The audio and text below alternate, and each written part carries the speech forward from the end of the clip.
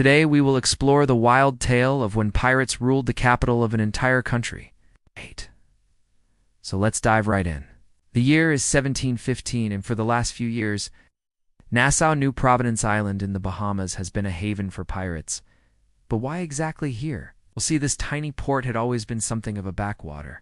The pirates saw these ships as easy targets and began attacking them. Soon Nassau was crawling with pirates from all over the Caribbean. The attacks on treasure ships were getting out of hand and were embarrassing the empires.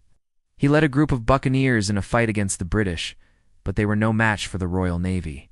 Vane was killed in battle, and soon after, Nassau was secured under the rule of King George I.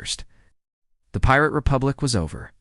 Too many pirates were romantic figures who lived by their own rules and challenged the authority of kings and queens. Stories of their daring adventures and buried treasure continue to inspire works of fiction today. Now, despite being short-lived, the impact of the pirate republic was huge. Here's why. Something had to be done. In 1717, the British government sent an envoy to Nassau demanding the pirates surrender.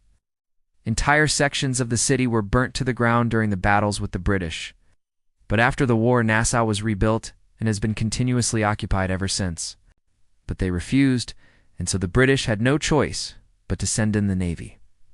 In 1718, a squadron of British warships arrived in Nassau led by Woodes Rogers, a man who once fought against the Spanish Armada.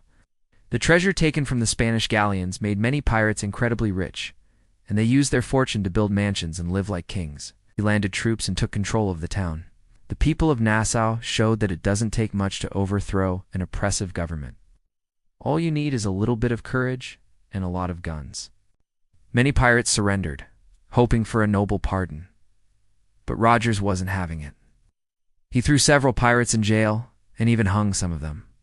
Rogers then set about rebuilding Nassau's defenses and cracking down on the remaining pirates. Men like Blackbeard, Calico Jack, Charles Vane, and many more made their homes here. It became the largest pirate hub in the world, and things were looking good. Loot was shared equally amongst the crew. Prisoners were treated well, and injured pirates were even given monetary compensation. It was a libertarian paradise. But it didn't last long. Despite being in the heart of the Caribbean, colonial governors in Nassau had never bothered much with this far-flung part of the Bahamas, and so the island was essentially being run by its own people. But now there was a problem. You see, for decades, European empires had been fighting a messy war known as the War of the Spanish Succession. And in 1715, the conflict exploded in the Caribbean. Thousands of sailors found themselves out of work, angry and desperate for money. And with so little supervision in Nassau, these sailors seized upon the opportunity. They stormed the local government buildings, chased away the officials, and set up their own system of governance. And then came the treasure ships. Twice a year, treasure ships laden with gold, silver, and jewels from the Americas arrived in Nassau. See, European kings were not fans of piracy, but other pirates like Charles Vane refused to give up. For one thing, Nassau went from being a tiny backwater to a major pirate hub to being completely destroyed. For another thing, the exploits of pirates in Nassau captured the imagination of people across the globe. Then again, while it may have been a haven for pirates, Nassau was also a place of great wealth and power. Lastly, the brief existence of the pirate republic serves as a reminder that even the most powerful empires are not invincible. So there you have it, the insane true story of when pirates took over an entire country.